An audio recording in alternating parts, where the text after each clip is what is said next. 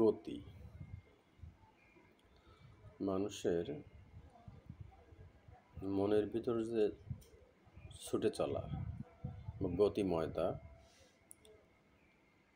বা চঞ্চলতা বা অস্থির অবস্থা অথবা এক্সাইটমেন্ট,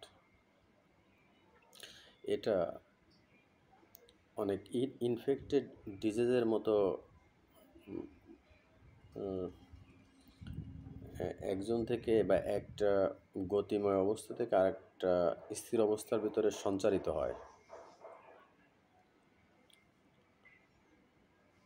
যেমন ভাইরাল ডিজিজগুলো ভাইরাস ট্রান্সমিশনের মাধ্যমে একজনের দেহ থেকে আরেকজনের দেহে ভাইরাসগুলো বাসা বাঁধে অথবা ওই রোগটা আরেকজনের দেহে বা অন্যান্য মানুষের দেহে ছড়িয়ে পড়ে। ঠিক এই এক্সাইটমেন্ট একটা গতিময় অবস্থা থেকে আরেকজন স্থির মানুষের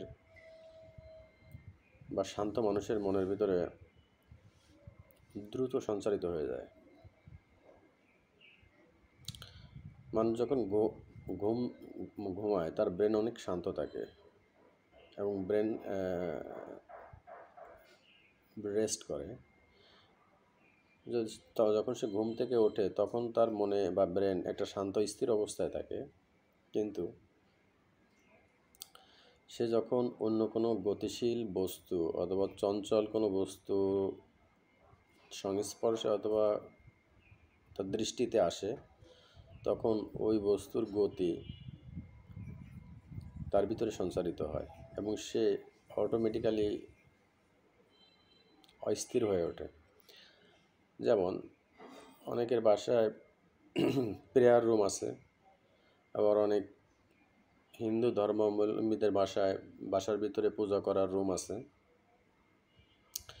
আবার যাদের বাসা গ্রামে তাদের অনেকেরই বাড়িতে অনেক বড় বাগান আছে। তো আপনি ঘুম থেকে উঠে ধীর লয়ে বাগানে গেলেন,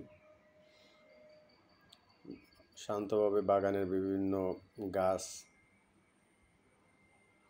বা অন্যান্য জিনিসের যত্ন নিলেন, অথবা আপনি সকালবেলা ঘুম থেকে উঠে আপনার প্রেয়ার রুমে গেলেন, নামাজ পড়লেন বা অন্যান্য ইবাদত করলেন, অথবা যারা হিন্দু ধর্মের লোক আছে তারা তাদের পূজা রুমে যেয়ে বিভিন্ন প্রার্থনা করলো। এই যে এই সময়টুকু আপনার মনের ভিতরে যে স্থির ভাব থাকবে, এবার আপনি যদি একটা বিপরীত সিনে যান, যে ঘুম থেকে উঠে আপনি বাইরে গেলেন, বিভিন্ন লোকের সাথে কথা বললেন, চায়ের দোকানে যে বিভিন্ন লোকের সাথে বিভিন্ন বার্গেনিংয়ে অংশগ্রহণ করলেন, অথবা রোডে গেলেন, রোডে যে মানুষের ছুটে চলা দেখলেন, কীভাবে মানুষ পায়ে হেঁটে, গাড়িতে, সাইকেলে ছুটে চলছে। তো আপনি যখন এই ছুটে চলা দেখবেন বা অন্য মানুষের সাথে এই এক্সাইটমেন্টে পার্টিসিপেট করবেন, অথবা পার্টিসিপেট না করলেও আপনি শুধু তাদেরকে দেখবেন, আপনার ভিজুয়ালাইজেশনে আসবে। মূলত তখনও ওদের ওই ছুটে চলা গতি অথবা বার্গেনিংয়ের এক্সাইটমেন্ট আপনার ভিতরে খুব দ্রুতই সঞ্চারিত হয়ে যাবে।